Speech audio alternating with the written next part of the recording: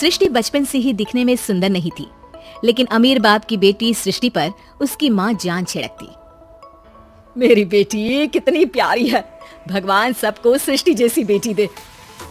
सृष्टि धीरे धीरे बड़ी होती है। एक दिन सृष्टि की सहेली कहती है, तू दिखने में कितनी अजीब सी है, लेकिन मैं जानती हूँ हम सब में सबसे अच्छी शादी तो तेरी ही होगी। तेरे पापा अमीर जो हैं। और बता नहीं सकते यार, दहेज तो हर कोई देता है, ये क्या ज्यादा ले जाएगी अपने पति के लिए? अरे बड़े शहर में कोठी है इसके पापा की। अरे पापा की है ना, कौन सी इसकी है? इसकी होती तब तो कोई भी लड़का इससे शादी कर लेता। अरे पापा की मतलब पापा की है तो मेरी ही है ना? किसने कहा? अब तेरी तो तब होगी ना जब तेरा भाई ना हो। वैसे भी शादी के बाद सारी प्रॉपर्टी भाई के नाम होती है। सृष्टि समझ जाती है कि उसे किसी भी हालत में माँ बाप की सारी प्रॉपर्टी को अपने नाम करना है, लेकिन कैसे? एक दिन सृष्टि का भाई शीनू कहता है, बहन क्या कर रही है? तुझसे एक बात करनी है। अरे हाँ हाँ करना, मैं तो तेरी बहन हूँ। बहन मेरी लाइफ में ना एक लड़की है, बहुत अच्छी है। मैं सोच रहा हूँ माँ और पापा से बात करूँ शादी के लिए। सृष्टि को समझ में आ जाता है कि भाई की शादी होते ही भाभी उसे एक दिन भी घर में बर्दाश्त नहीं करेगी। क्या बात है भाई, बताना कौन है वो? यार वो बहुत अच्छी लड़की है, पढ़ी लिखी है, मेरे साथ जॉब भी करती है। बस एक प्रॉब्लम है। हाँ प्रॉब्लम? क्या प्रॉब्लम है भाई? यार वो शादीशुदा है, लेकिन उसके पति ने उसे सिर्फ इसलिए छोड़ दिया क्योंकि उसके माँ बाप दहेज नहीं दे पाए। सृष्टि ये सुनकर न जाने क्यों खुश हो जाती है। अरे भाई तो क्या हुआ, लड़की तुझे तो पसंद है ना? शीनू को लगता है कि बहन उसे समझ रही है। वो इस बात से अनजान होता है कि उसकी बहन की मंशा पूरा घर हड़पने की है। सृष्टि अपनी माँ से कहती है, मम्मी मुझे तो बहुत चिंता है, पता है शीनू क्या कर रहा है? अरे क्या कर रहा है, वो तो काम पर जाता है और वापस घर आता है। नहीं ना माँ, वो यही तो नहीं कर रहा, बाकी सब कर रहा है। आपको पता है प्यार है, और वो भी एक शादीशुदा लड़की से। ये क्या हो गया? सोसाइटी में क्या दिखाऊंगी? मेरे मामा तो यही कहेंगे कि मैं नहीं उसे बिगाड़ दिया है। माँ देखो मेरी बात मानो, पापा मुझे विश्वास करने की जरूरत नहीं है। अब आप बताओ, पापा मेरे घर की बात रहती है, क्यों बोलो? वो तो मौज ही करते हैं ना। पापा का ऑफिस के 7 बजे खत्म हो जाता है, लेकिन देखो कितनी देर जाते हैं। ऐसी कोई बात नहीं है।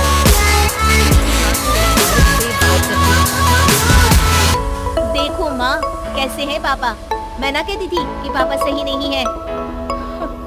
मैं तेरे पापा से बात करूंगी, दे फोटो मुझे। ओह माँ वो तो डिलीट हो गई, लेकिन चल तूने तो देख लिया ना, पापा से बाद में बात कर लेना। माँ मेरा नाम बिल्कुल मत लेना। हाँ माँ। अब क्या था, सृष्टि की माँ और पिता के बीच झगड़ा होना शुरू हो गया। सृष्टि के मन में क्या चल रहा था कोई नहीं जानता था। एक दिन माँ एक लड़का देखा है, वो लोग शाम को उसे देखने आने वाले हैं। हाँ माँ, देख खुश कर दो। मैं और पापा मिलकर एक नया मूवी शुरू कर रहे हैं। शाम को लड़का आता है, सांवले रंग का। लड़की की लड़की का चेहरा तो कोई खास नहीं, लेकिन अगर मेरे बेटे को आप सेटल कर दें तो मैं उसकी शादी आपकी बेटी से करवा दूंगा। को लड़का बिल्कुल पसंद नहीं था। उसे भाई पर गुस्सा आ जाता है। लड़के वालों के जाने के बाद कहती है, माँ देखा शीनू मेरे लिए कैसा लड़का लेकर आया, न दिखाने लायक न सुनने लायक, सेटल भी नहीं, वो भी हम करे। अरे माँ मैं जानती हूँ ये मेरी शादी किसी भी घर में क्यों करवाना चाहता है। अरे कैसी बात कर रही है बहन, तूने तो देखा ना, लड़के को मैंने ही मना कर दिया तुझसे शादी के लिए। जिसने लड़का बताया था उसने उसकी बहुत तारीफ की थी। बात आई गई हो जाती है, लेकिन सृष्टि का मन शांत नहीं होता। क्या करूँ कुछ समझ में नहीं आ रहा। मेरी शादी हो गई तो ये लोग पूरी प्रॉपर्टी शीनू के नाम कर देंगे, मेरे हाथ तो कुछ लगेगा ही नहीं। तभी सृष्टि को आइडिया आता है। वो किसी वकील को फोन करती है। जी देखिए, अगर आपके मम्मी पापा का तलाक हो जाता है तो आपके पिता की आधी प्रॉपर्टी आपकी माँ के नाम हो जाएगी, फिर उसे वो किसी को भी दे सकती है। सृष्टि अब माँ को बेटे के खिलाफ करती है। माँ शीनू पर नजर रखा करो, वो जिस लड़की के प्यार में है ना वो शादीशुदा है, यहाँ आएगी सारा पैसा रुपया जमीन जायदाद सब हड़प लेगी। पापा का भी हाल तुमसे छुपा नहीं है। ऐसा ना हो कि मैं और आप एक दिन सड़क पर भीख मांगे। हे भगवान, मैं तो जीते जी मर जाऊंगी अगर ऐसा हो गया तो। ऐसा हो गया नहीं माँ, ऐसा ही होगा। अभी समय है, आगे का सोच लो। मैं तो कहती हूँ पापा से आधी प्रॉपर्टी लेकर अलग हो जाओ। पापा की आधी प्रॉपर्टी भी हम लोगों को अगर मिल जाती है ना, तो अगले 7 जन्म सफल समझो। बेचारी माँ बेटी के कहने पर पति से तलाक लेकर अलग हो जाती है।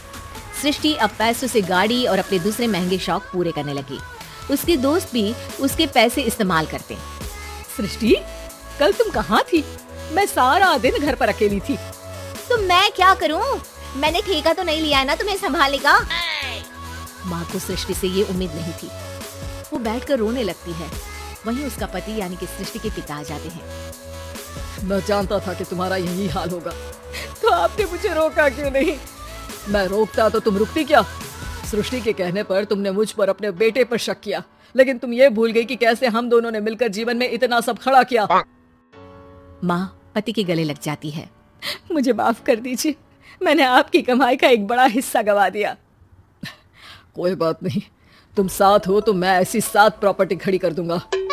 तभी वहाँ सृष्टि आ जाती है रोते हुए।